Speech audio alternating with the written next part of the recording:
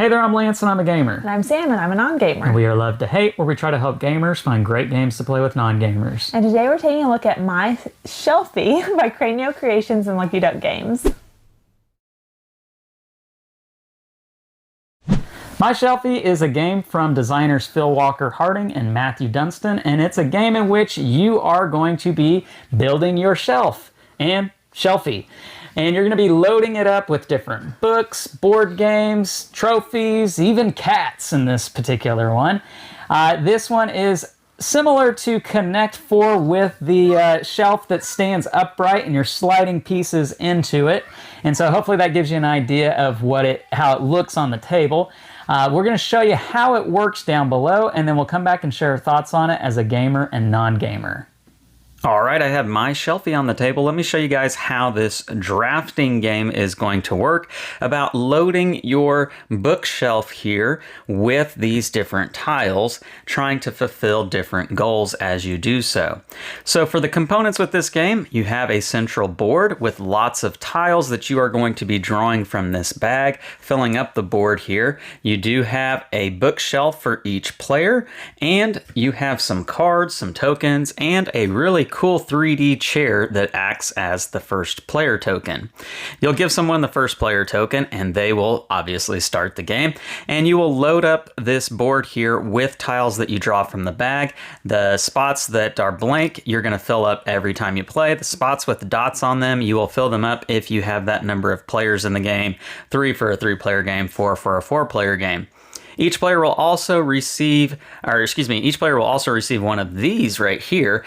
These are going to be your personal goals that you're trying to achieve, and you will place it in a little standee marker, and it will be only for your viewing. You'll keep this secret from the other players, but you are trying to make sure that you have these particular types of tiles in these spots in your bookshelf over here. And for every one that you're able to get, you'll get an increasing number of victory points. In fact, if you can get all 6 here, you'll get 12 victory points at the end of the game. There will also be 2 community goals that you will select for your game, and you will place these out in a visible view of all the players. And if you were playing a 4-player game, you would have 4 scoring markers. If you have fewer than 4, you're going to take out some of these as denoted in the rule book, and you'll place them on the board like such, or on the card. And if you are the first person to fulfill this goal, such as, for instance, having no more than 3 different types of tiles filling up 3 columns. And so if you're the first to complete this, you will get to take the 8-point victory token on this card. And as I showed you earlier, the points get smaller and smaller for the next person who accomplishes that particular community goal. Now, how a round is going to work: the first player will select 1, 2, or 3 tokens from this board. Now, there are some rules about how you can draft from this board. You have to select a straight line of tokens. So, for instance, this is a straight line right here. This is a straight line right here. You cannot go diagonal. And all the tokens you select at the beginning of your turn have to share an edge on the outside perimeter.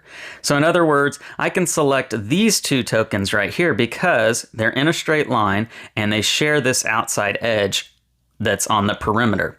Even though these 3 are all the same color and it'd be really nice to draft them and they are in a straight line, this token right here is the only one that has an outside edge. These 2 do not. They're surrounded, so you cannot select those. So I would have to select something that's on the outside perimeter in a straight line. Again, 1, 2, or 3 tokens.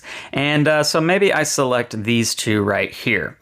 And I would take my bookshelf here, and there's a rule about how you put these in your bookshelf.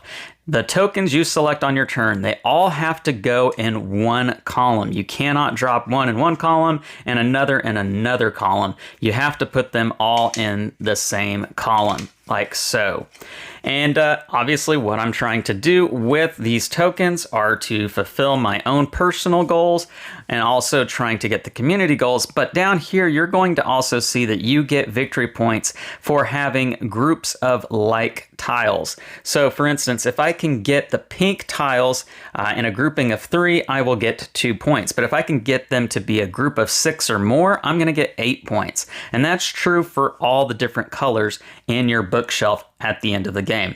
And while we're on that, there are 6 different types of tiles in the game. You have these blue tiles that are going to have pictures or notes on them. You've got the white tiles, which are just going to be books. You have the green tiles, which are cats. You have the purple tiles, which are going to be that's pink, I suppose, that are plants. You have these lighter blue tiles, which are going to be trophies. And then probably my favorite, of course, you have these yellow tiles that are going to have board games on them. And if you look closely, you may recognize some board games in here. So for instance, obviously that one right there, we all know that's got to be Carcassonne, and that right there has to be Codenames. And so those are the different tiles in the game. Now, when the board gets depleted and there's 4 or fewer tiles left on the board, the person can refill the bag by drawing from the bag and putting them in the new spaces out here that are open for you. And that's the only time that the board is going to refill, whenever there are 4 or fewer choices out on the board. The game will continue like this, going round and round and round until someone fills up all of their bookshelf. They will receive the in-game token, which counts as 1 victory point. And play will continue until it gets back around to the first player, at which point the game will end. You will score up victory points, determining how many you get for your personal goal, how many points you got on the community goals over here, points for your groupings, and if you were the person who ended the game, you get 1 victory point. Whoever has the most victory points is going to be the winner, and that is how you play My Shelfie. Let's go back up top and share our thoughts on this one. All right, and now we're back, and we're going to share our thoughts on My Shelfie from a gamer and non-gamer's perspective. So Sam, this is one that you actually found out about online, social media, TikTok video or something of the sorts, and it really excited you. And so we went out and we got a copy of it. Yeah, this is one of the rare times where I said, I think I'm going to like this game. I want to play that, yeah. And so Lance will buy whatever game. Absolutely, 100%. So, but why was that with this particular one? Why did it catch your eye so much? I liked the vertical board game idea, and it's making patterns. It's set collecting. Sure. It's a lot of components that I like, and it's organized. Okay. And I think there's just something about like the organization, like you're making a shelf. Like I do that at home. Okay. And so putting it into a game, and it was probably a really good ad too. So here for a change, because this isn't always the case for you, the theme was something that really attracted you. Well, I think the theme did, but also the gameplay ultimately. Okay. I'm not a big theme person, but sure. But yeah, I think, the organization theme was attractive. And it does have some pretty nice table presence to this because the shelves look like bookshelves, and the little tiles have little things that they're small, and so you got to look at them close, but they're interesting things. And when they all go on the shelf together, it looks cool. It looks interesting and welcoming and inviting to a lot of people. So let's talk about the experience with the game. What was your experience like? Frustrating. Why? I think I wanted so bad to be able to get all of my goals met, and you can't. I mean, I guess you could. But when I was playing it for the first time, I couldn't. And I kind of just like, well, forget that. I'm just going to move on. And I didn't end up getting nearly as many points as I thought I would. I thought I would be great at this game because I'm usually a little bit better at these type of games than Lance, or at least it's pretty close. And I just didn't do as well as I wanted to. But it is a game that I want to play again and try harder to do better. Well, what you're saying right there is probably my biggest flaw with this particular game. You said that I wanted to get all the goals and I didn't. I guess you could. And what I was going to say before, but I didn't want to interrupt you, but you'd have to be really lucky. Yeah. Because luck plays such a factor in what is available to you in that drafting market. We played an entire, what was it, three rounds when you're filling up? 3 or 4 times we filled up the draft area. Yeah. And the first time we had 1 white, and 1 round we had no white. Yeah. And so if you need those, I mean, you're screwed. Right, yeah. If you're needing to get that last pink tile, let's say, to hit that goal on your card and then make your pink region 6 so that you get maximum points for it, but there's just no pink, and pink doesn't come out of the bag, then too bad. Yeah. And you have to, I guess the game experience with that is you do have to, learn when to drop certain plans and go forward with other plans so that you're still maximizing your points. But a lot of times you won't know that till it's almost too late in the game. Yeah. And like Sam says, the frustrating experience, it's one where you feel like, man, I didn't hit my goal. I failed. It's a failing experience. And what it really boils down to is who failed the least with this particular game, right? It's not necessarily who succeeded the best. It's probably more who failed the least with this particular game, because you're not going to hit all your goals unless you're just extremely lucky, and there's not anything you can do about that. Yeah.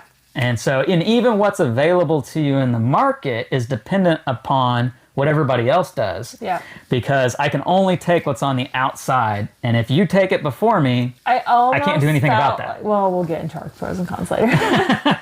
But it is a welcoming and inviting, and it looks nice. And I think there's going to be some people out there that will absolutely overlook any negatives about this game simply for the fact for what it looks like, the theme that it has. And it's an easy, straightforward gaming experience. So I don't know that this is a complete bomb. I think there's going to be people that are out there that really, really enjoy it and like it. But for some other people, I don't know that it's gonna hit expectations for them. So, all right, let's get to pros and cons from My Shelfie. What for you as a non-gamer makes this game work? I love how it looks. I think it's a really pretty game. I love the vertical board game. I like the presentation of it. I like the gameplay. I like the organization and trying to figure out your own strategy. Am I going to start from left to right, or am I going to start? Obviously, you have to start on the bottom, but am I going to build vertically, or am I going to build horizontally? Right, yeah, because you can only drop them all in one singular column. But like Sam's saying, do I stick with that one column and keep going up, or do I start building out left and right? Yeah, and we did it differently. Yeah, because you meant more left or right, and I was saying, no, I got to build up this column. My mind was like, no, I have to do this first. And so figuring out your strategy, I did enjoy that a lot. Okay, all right. Straightforward, easy game. Yeah. It doesn't take a whole lot to teach this game, so the teach is really easy for it. Quick too. Yeah, and it's a fast game for sure. Yeah. What doesn't work so great? I feel like the scoring isn't great. Okay. I almost feel like you could have an entire game with trying to do as many layouts as possible. I almost feel like you could forget about those extra ones that are for everybody and almost say pick 3, figure out if you can make them work together. Okay, Does that make that's sense? interesting. Okay, yeah. I think I would have enjoyed that a lot more. And I've seen that in other games, and none of which come to mind at this moment, but where it's like, well, you completed this one, see if you can complete this one. You know what I mean? Yeah, kind of like, so it's a totally different game, but sort of like Ticket to Ride with the destination cards, where you built this track, so now grab another card, see if you can build this track. Yes, I feel like that would have been... This would have been one of my top games. Okay, yeah. I just feel like those extra, I'm not describing community goals versus personal goals. Yes, the community goals fall a little flat. Okay, yeah, I can agree with that, yeah. For me, the cons with this one, in addition to what I already mentioned earlier, where it just sort of feels so luck dependent on what's available to you in the market at that particular time, that's going to determine whether you're ever going to be able to hit all of your goals, or even half of your goals, let's say. Yeah. So that's really pretty luck dependent. But also, this game is very restrictive in the sense that what I can draft out of the market has to be on the outside edges. Yeah. And I can only draft 1, 2, or 3 of them. And then with whatever I end up drafting, I can only put it in one column. Yeah. I mean, that's really restrictive. I do agree. I feel like one of those things, I feel like maybe the one column thing would be good to drop. Yeah, that's the big one for me too, I feel like. Because, it really is. Because I feel if I could be building multiple columns at the same time and have maybe 2 cards that you're working off of, then that would be a really different. It would be a totally different game. Yeah. So that's the thing about it, though. So you may get it, you may love it, you may not have any cons with it whatsoever. That's great, that's fine. Or you may be more like us, where it's like, man, I wish this was different about the game, and you might just house rule it, and you might go forward with that. Yeah. Depends on what your philosophical opinion is on house rules. I know some people out there feel like that's a discredit to the designer of the game, but we'll not get off topic on that. But I think that's going to be a lot of people's experience with this particular one, that you're going to experience something bad about it, and you're going to say, man, I just would want to switch that and change that. And so that might be something you experience with this one. All right, scale of 1 to 10, love to hate for My Shelfie. I'm going to go first, if that's all right. And I think you probably already know a little bit where I'm coming at on this particular game. It wasn't my favorite experience. Matthew Dunstan, Phil Walker Harding, I really enjoy the games that they come out with. So I had high expectations for this particular game. And maybe that's at their own detriment. Maybe that's not fair for me to say. But it is the case, and it didn't hit my expectations. This wasn't a game that I felt like really brought me in enough, let's say, and I felt like it had a little bit too many flaws. So for me, it's probably a 5.8 for me. It's not a game that really sparks a whole lot of good feelings for me. So 5.8 is where I'm at on it. It's a little harsh. Well, okay. I did want to like this game more than I did, and I still want to play it again. And maybe if Lance will let me, we'll change the rules up a little bit and kind of see if we feel like if I let. No, we must play by these rules. Well, if he lets me bring it out again. That's a bigger question. But if we change things up a little bit to see if that changes our feelings towards it, I still think it's a good idea. And I think that it just needs a little bit of tweaking. But I would not give it a 5. I think I would give it probably a 6.5. Okay. Yeah. All right. I'm going to play this game again. I'm determined to make it work because I asked for it. She doesn't want to be wrong. Well, but no, again, and I know I've said this 3 times now, but I think there are going to be some people that will watch this video and be like, what are you talking about? This is a fantastic game. It's great.